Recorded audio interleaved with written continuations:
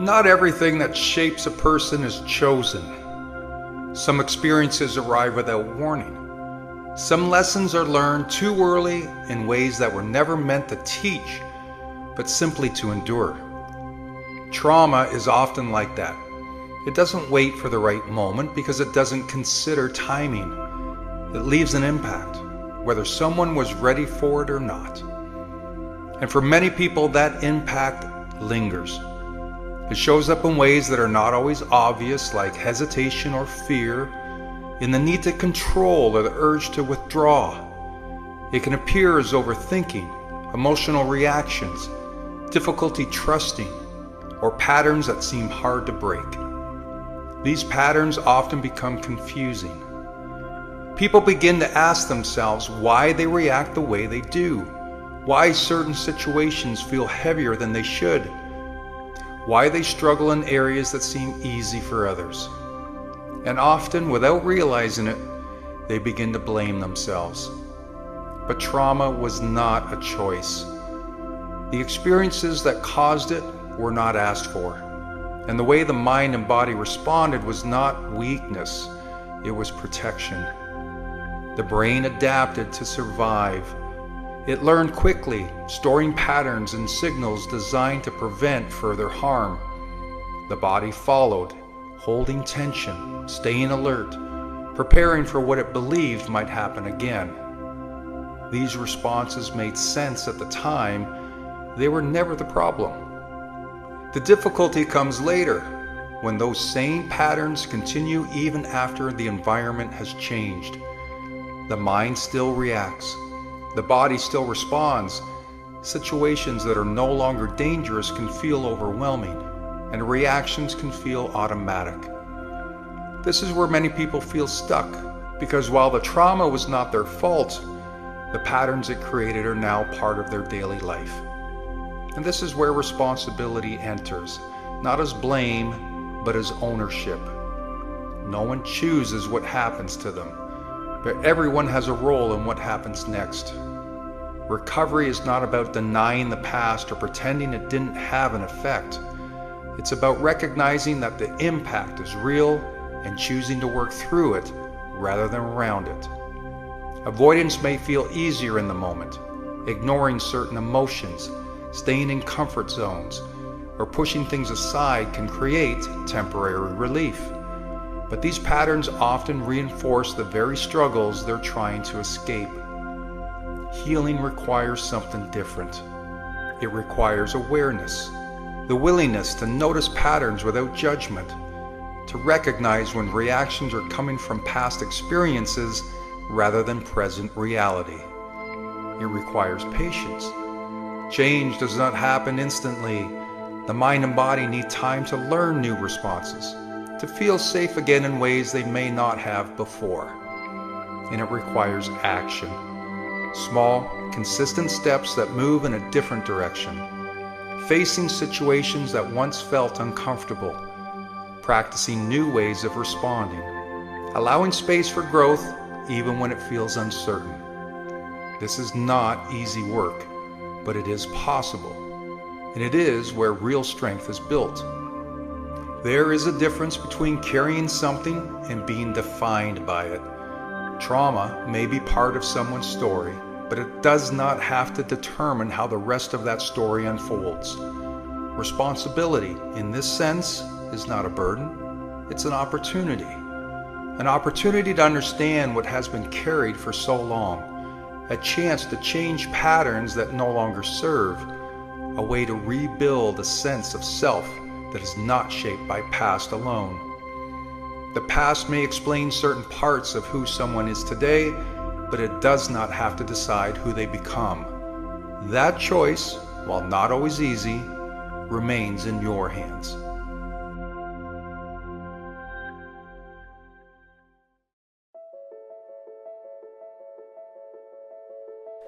The weight of expectations is something people carry without realizing how heavy it's become. Expectations from family, from work, from society, from past versions of yourself. See, over time, these expectations stack quietly, shaping decisions, behaviors, and your self-worth. What begins as motivation slowly turns into pressure. Expectations are not inherently harmful. They can guide effort and provide structure. But when they're absorbed without reflection, they begin to dictate identity. People stop asking what feels right and start asking what is required. Life becomes about meeting standards rather than living with intention.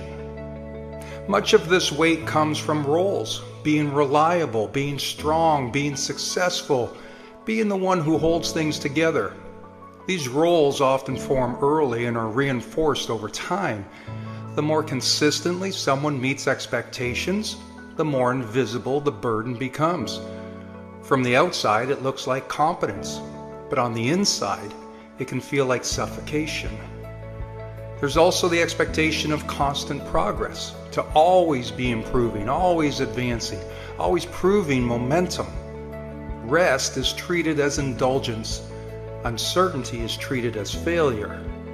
This creates a quiet fear of slowing down, as if pausing means falling apart. Under this pressure, people keep going long after something inside has asked for a reset. What makes expectations especially heavy is how rarely they're questioned. Many are inherited rather than chosen. Cultural timelines, social comparisons, unspoken family dynamics. People carry them because they've always been there, not because they still make sense. The emotional cost shows up gradually. It's tension, resentment, fatigue, a sense of living someone else's version of success. When expectations outweigh alignment, even achievement can feel hollow. Goals are reached, but satisfaction doesn't follow. Releasing the weight does not mean abandoning responsibility. It means redefining it. Responsibility rooted in self-awareness is sustainable. Responsibility driven by fear is not. The difference lies in intention. This process begins by noticing which expectations energize you and which ones drain you, which ones align with your value and which ones exist only to maintain appearances. Some expectations can be renegotiated. Others can be released entirely. Not all pressure deserves permanence. Letting go can feel uncomfortable, even disloyal. Many worry that easing expectations means disappointing others or losing identity. But living under constant pressure eventually leads to disconnection. Disconnection from yourself and from those you're trying to satisfy. When expectations are adjusted, something shifts. Breathing becomes easier, decisions become clearer, energy returns in quieter, steadier ways. Life feels less like a performance and more like participation.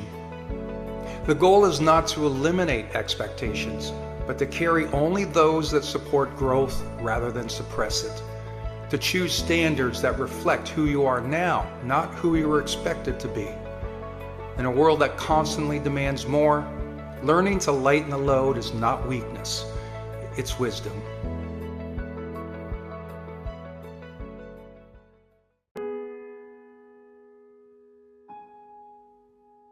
Responsibility is one of those words that carries weight, whether we acknowledge it or not. It's often spoken about in terms of obligation, what you owe to others, what's expected of you, what must be done. But responsibility runs deeper than duty. At its core, responsibility is about ownership, and ownership always begins with yourself. Before responsibility shows up in your work, your family, or your team, it shows up in how you live when no one else is watching. It shows up in your standards, in the promises you keep to yourself, and whether your actions align with the person you claim to be. We all carry responsibilities to others, to show up, to contribute, to be reliable. These matter, they build trust, they create stability. But none of them can be sustained if you neglect the responsibility you have to yourself. When self-responsibility is weak, everything else eventually suffers. Responsibility to yourself means refusing to drift. It means deciding what you stand for and acting accordingly, even when it's inconvenient. It's holding yourself to a standard that doesn't depend on external pressure or supervision. No one needs to remind you. You already know this. This is where many people struggle. It's easier to meet expectations when they're enforced from the outside. It's harder to enforce them internally. Responsibility requires honesty, especially when excuses are available, especially when effort goes unnoticed. Owning responsibility doesn't mean being perfect. It means being accountable. When things fall short, you don't deflect blame. You don't hide behind circumstances. You look directly at what was within your control and you take ownership of it. This mindset changes how you show up everywhere. At work, responsibility means doing the job with care, not just completion. It means contributing fully, even when recognition isn't guaranteed.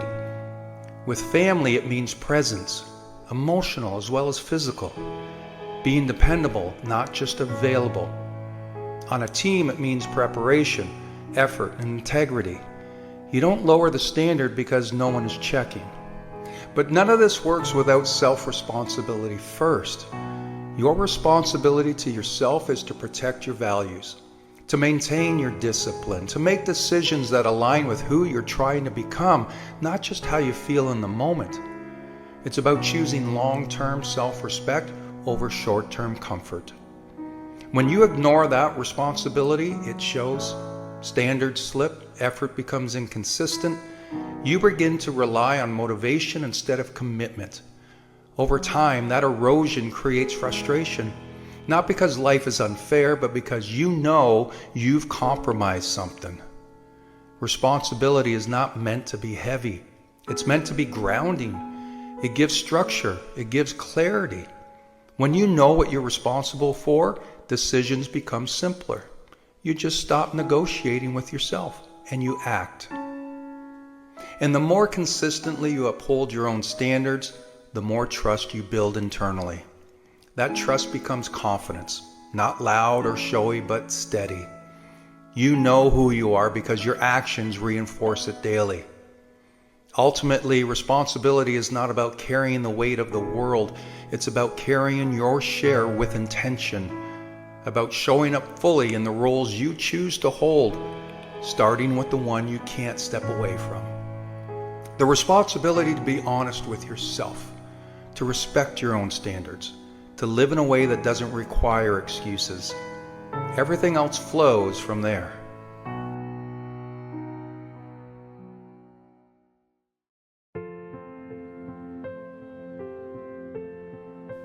There are times in life when everything feels still. Not peaceful stillness, but the kind that makes a person feel as if they're caught in a place, stuck between where they are and where they wish they could be. It's a quiet kind of struggle, one that doesn't always show on the outside. See, on the surface, life can look normal. Responsibilities are met, routines are followed, and days continue to move forward. But internally, something feels stalled.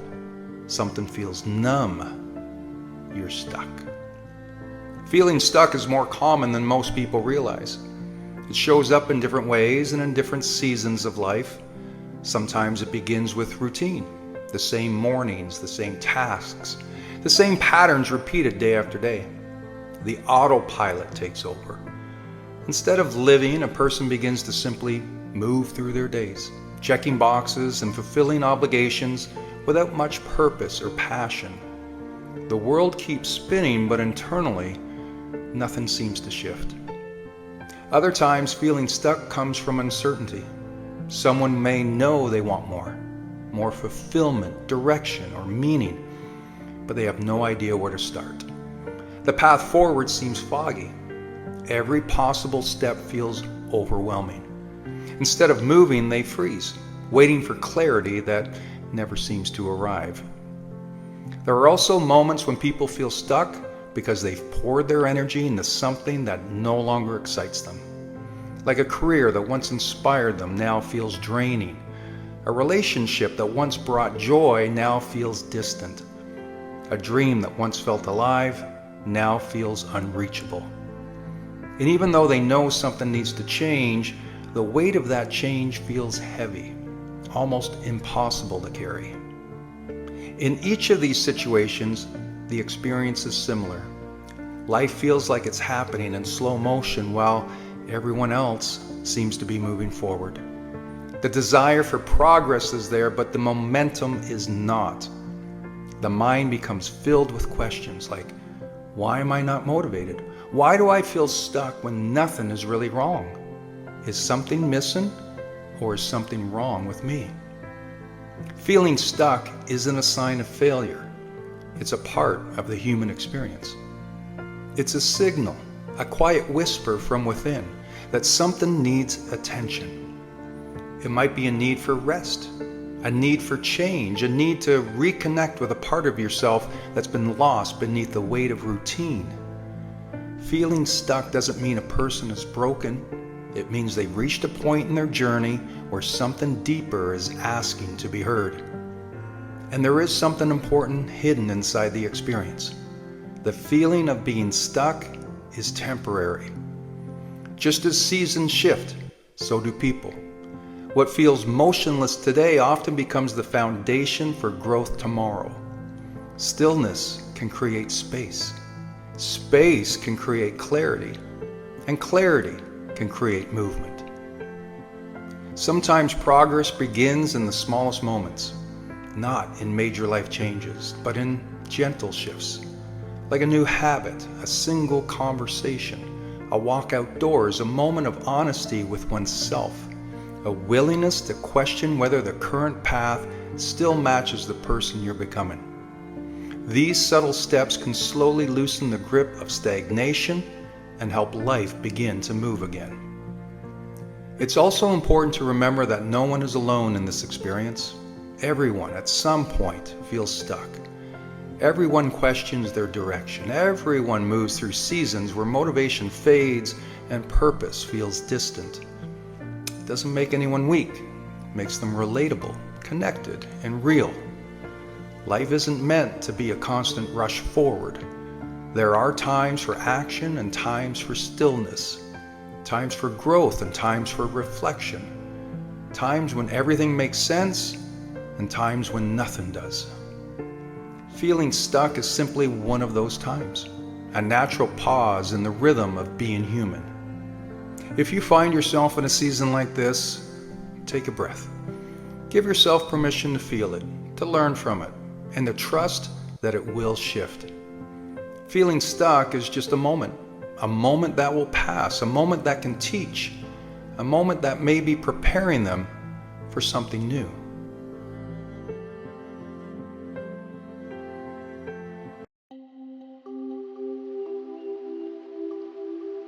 We're always being tested in ways we don't always see coming. It's a sudden change at work, a strained relationship, an unexpected news that rattles your world. It's in these moments that most of us either break under the weight of our emotions or try to numb them away. But there's a better option. It's called emotional agility. It's the strength to bend without breaking, or to move with life's challenges instead of being crushed by them. Now, if we're being honest, most of us were never taught how to work with our emotions. We were taught math and science and history, but rarely how to sit with disappointment, or how to handle anger without letting it explode, or how to embrace sadness without drowning in it. Instead, we either push emotions away, pretending they don't exist, or we get swept away by them. Emotional agility is the balance in between. For a moment, picture a tree in the middle of a storm. The stiff, rigid tree that refuses to bend, well, that's the one that snaps. But the tree that sways with the wind, that bends with the storm, it survives. It grows stronger because it endures. That's what emotional agility does for us. It doesn't remove the storm, but it gives us the flexibility to weather it. So how do we build emotional agility? Well, let me share 3 guiding steps. First, acknowledge without judgment. Too many of us label emotions as good or bad. Happiness is good, anger, bad. But emotions are just signals. They're data, not directions. When you feel anxious, it might be telling you that something matters deeply to you. And when you feel frustrated, it could mean your boundaries are being crossed. Instead of pushing feelings down or letting them control you, pause and say, this is what I'm feeling. What is it trying to teach me? And then second, create space between you and the emotion. Notice the difference between saying, I'm angry versus I'm feeling anger. One ties your identity to the emotion, while the other reminds you that it's temporary. Anger, sadness, or fear, they're just visitors. They knock on your door, but they don't get to move in and take over the house. Naming your emotions creates space to respond rather than react. And third, move forward with values, not moods. This is the heart of emotional agility. Too often we let how we feel dictate what we do. I don't feel like working out, so I won't. I feel nervous, so I won't apply for that job. But when you act only on mood, life becomes unpredictable. Emotional agility means asking, what do I value? Who do I want to be in this moment? You might feel fear, but if you value growth, you take the step anyways. You might feel tired, but if you value health, you still choose to move your body. Emotional agility doesn't make life easier, it makes you stronger. It allows you to live with authenticity even when emotions run high. It allows you to stand in the middle of life's storms and know this may bend me, but it will not break me. Stop fighting your emotions or drowning in them. Instead, practice noticing them, creating space, and choosing values over moods. Because when you master emotional agility, you no longer fear the storm. You become the tree that bends and sways and ultimately grows deeper roots through every challenge. And that is how you build a life not ruled by emotions, but guided by wisdom.